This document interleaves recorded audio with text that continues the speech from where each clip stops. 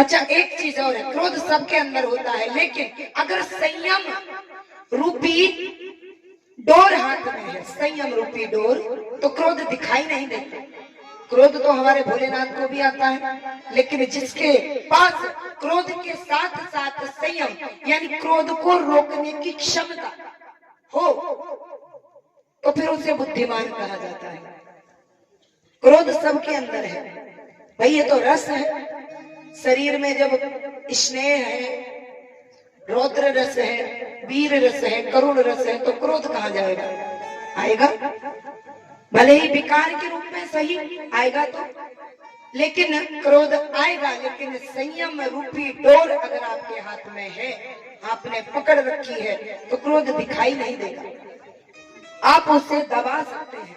जैसे इंद्रियों का निग्रह किया जाता है ना, इंद्रियां जो आपकी भटक रही हो, नेत्र कहीं, मन कहीं, मुख कहीं, कान कहीं, के बगल वाला मेरे बारे में क्या कह रहा है, कान वहां लगे हैं।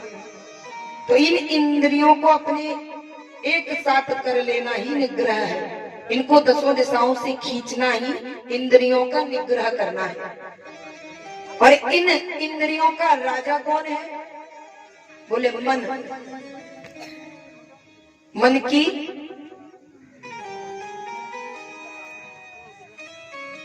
डोर जिसके हाथ में है, उसका मन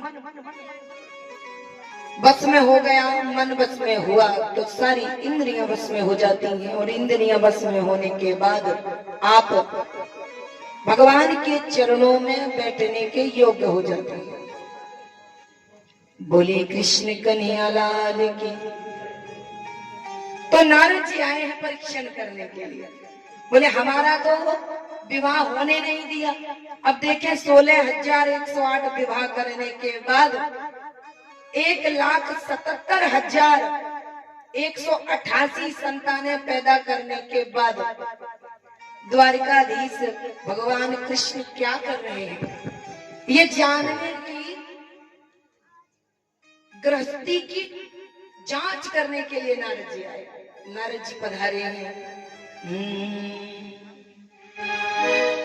नारायण नारायण श्रीमन्नारायण नारायण नारायण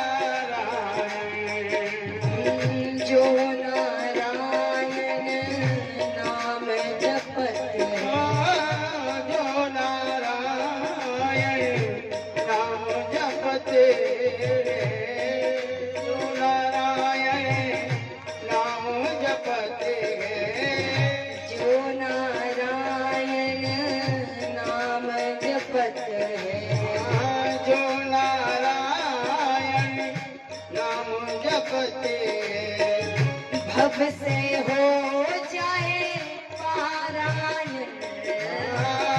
भव से हो पारायण। बोलो नारायण नारायण नारायण नारायण, जय जय नारायण नारायण नारायण, जय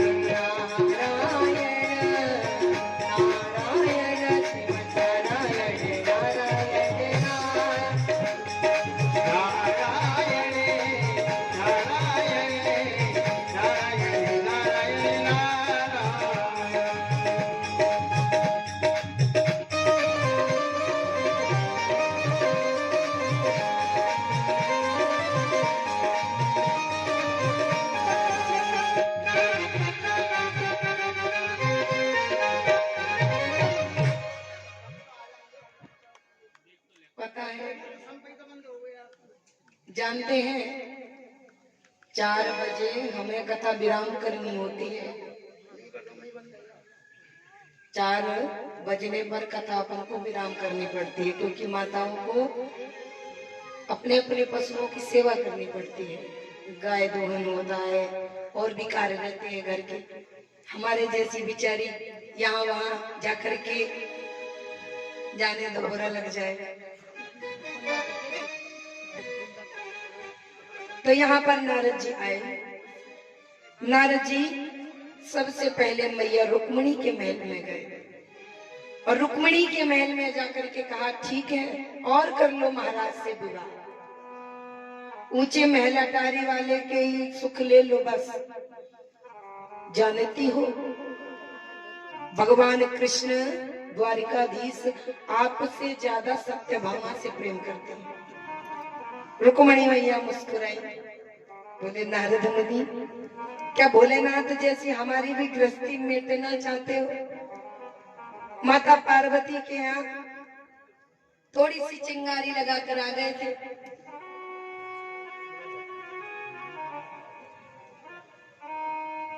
तो जैसे ही कहा, बोले मैं समझी नहीं मुनि श्रेष्ठ, आपके कहने का तात्पर्य क्या है? बोले तात्पर्य ये है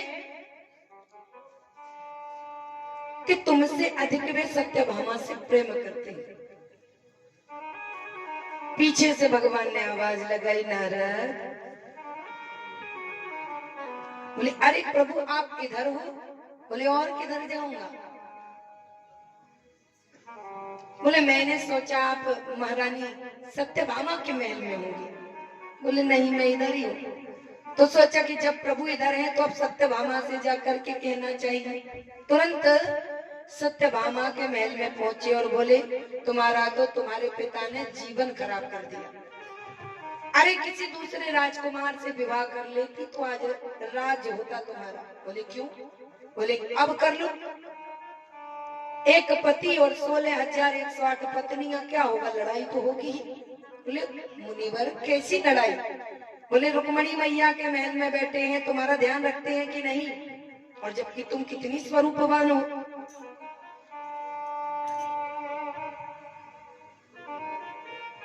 मैया ने पर्दा हटा दी।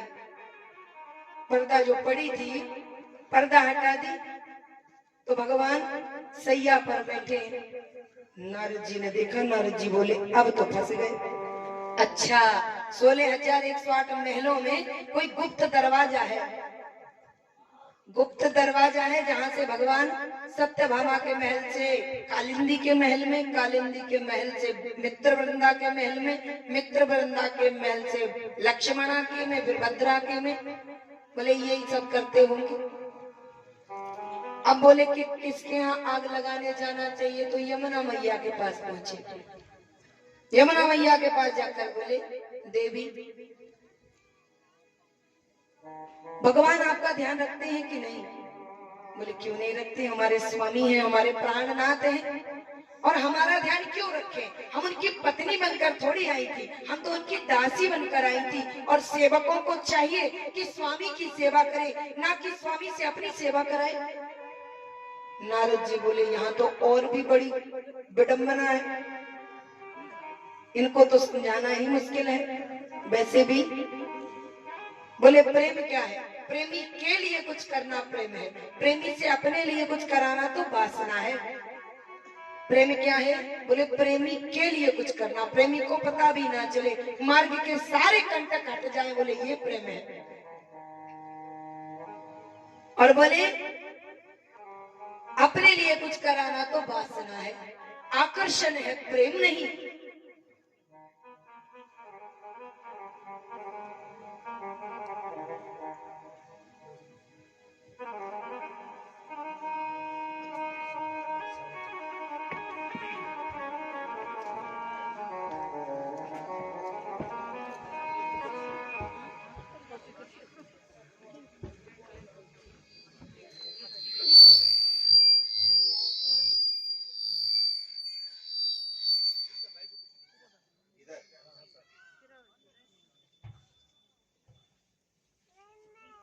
रूखासर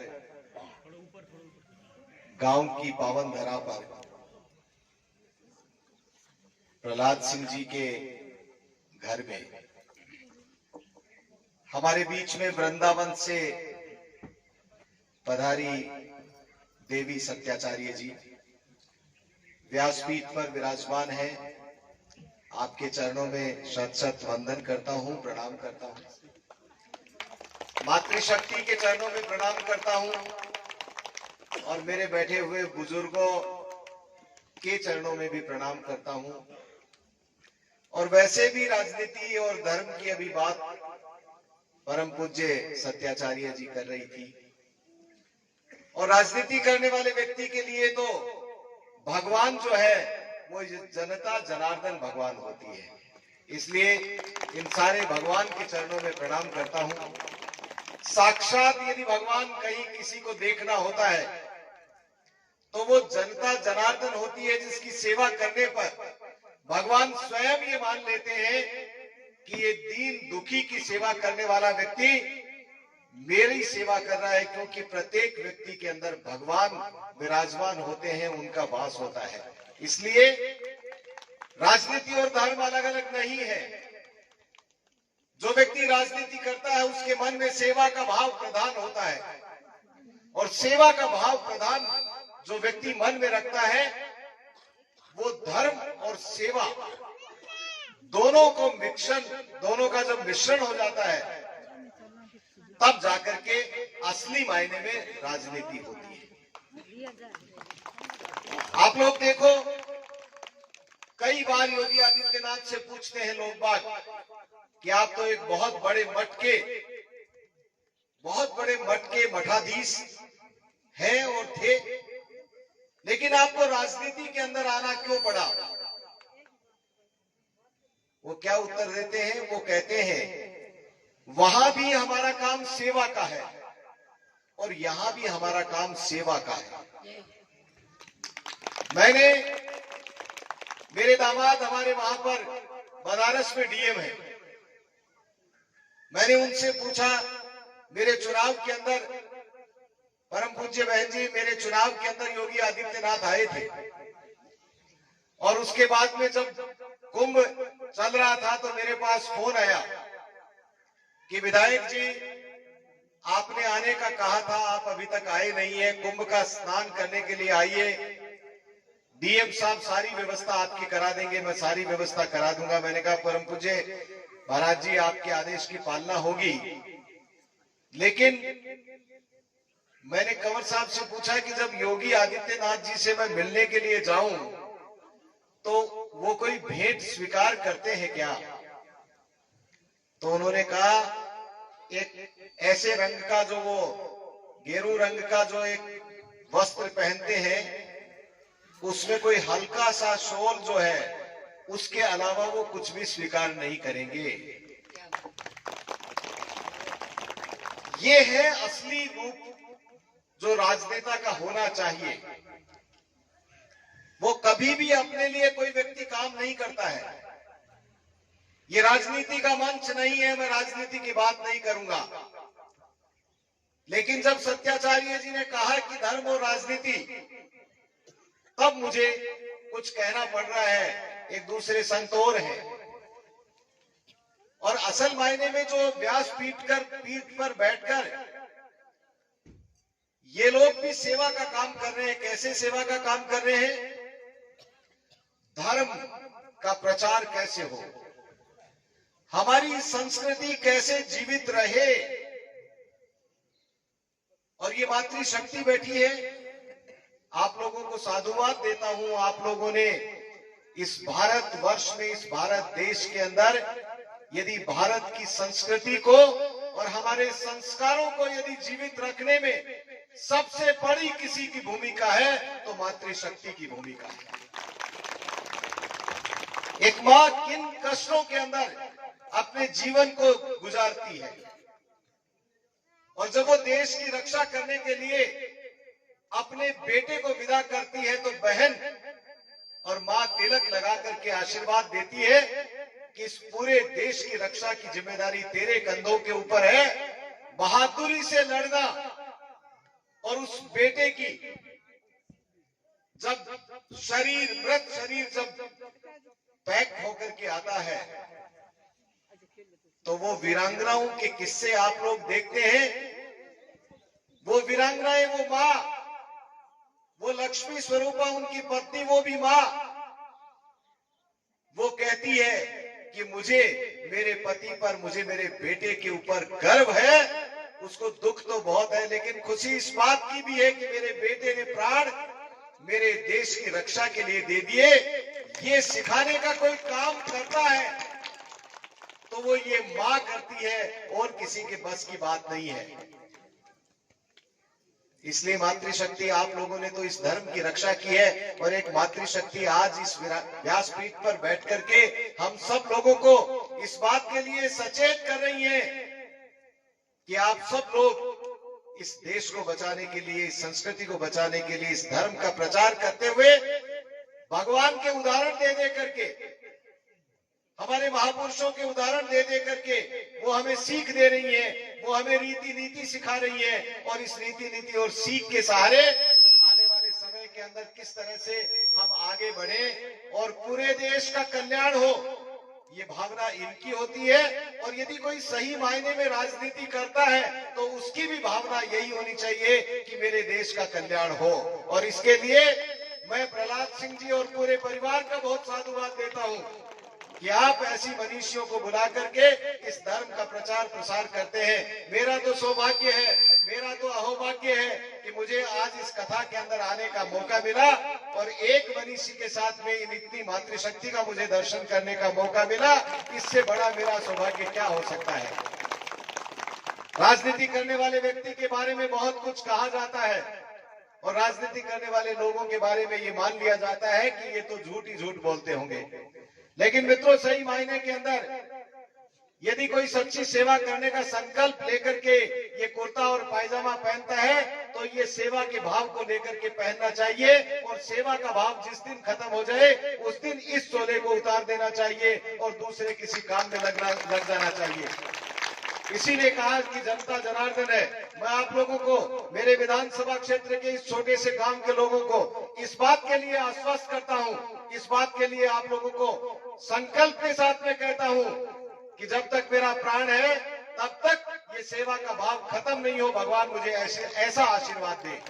मैं यदि कोई भगवान से आशीर्वाद मांगता हूं तो यही मांगता हूं कि हे भगवान, मुझे वो शक्ति देना जिस शक्ति के सहारे मैं दीन दुखी की, गरीब की, मेरी मातृशक्ति की मैं सेवा कर सकूं। ऐसा आशीर्वाद देना और उस आशीर्वाद के सहारे हम कुछ इस संसार के अंदर आए हैं तो इस संसार के अंदर कुछ करके चले जाएं। बहुत लोग आते हैं, बहुत लोग चले जाते हैं, अपने लिए तो बहुत कुछ लोग करते हैं, अपने लिए बहुत कुछ कमाते भी हैं, लेकिन यदि परमात्मा के लिए कुछ खर्च कर दे तो उससे बड़ा कोई कार्य नहीं हो सकता है। इसलिए सब लोग संकल्प लेकर के परमात्मा के लिए चाहे अपने जीवन के कमाए हुए हिस्से में से कुछ भी थोड़ा थोड़ा हिस्सा निकाल करके यदि परमात्मा के अंदर लगाओगे तो निश्चित रूप से भगवान की सेवा करोगे।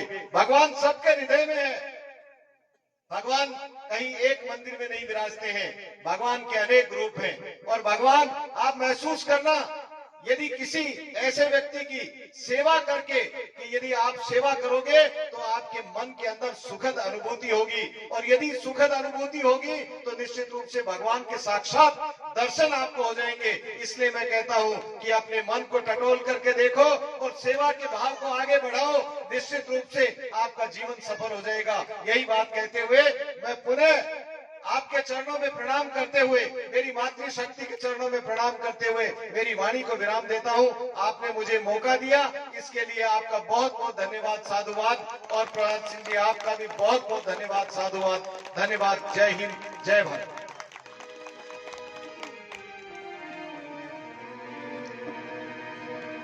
बहुत बहुत आशीर्वाद।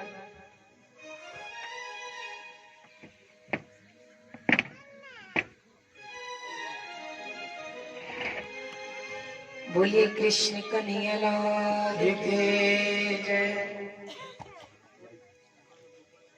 श्री राधा रानी सरकार की जय।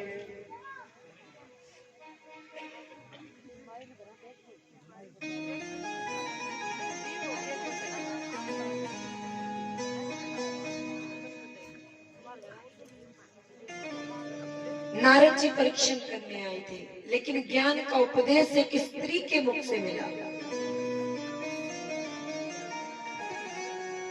कि हम पत्नी बनकर आए ही नहीं थे, हम तो दासी बनकर आए थे। स्वामी, हमारे प्राणनाथ प्राणाधार द्वारकाधीश महाराज ने हमें दासी के रूप में स्वीकार कर लिया, ये कौन सी छोटी बात है? अभी तो ये बहुत बड़ी बात है।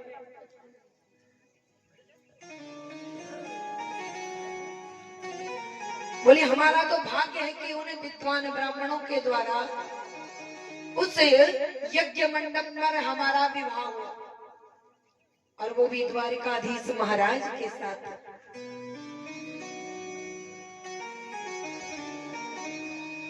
बोलिए भारत माता की जय। तो आज प्रसन्न हो गए, यहां वहां बार बार घूमते घूमते नारद जी जब परेशान हो गए, भगवान ने बुलाया, नारद बहुत हो गया चक्कर घूमना, इस महल से उस महल में, उस महल से इस महल में। भगवान के चरण पकड़ लिए हैं आज नारद जी ने। नारद जी ने चरण पकड़ लिए, प्रभु बहुत बड़ी कृपा हुई आपकी, मेरे नेत्र खुल गए हैं।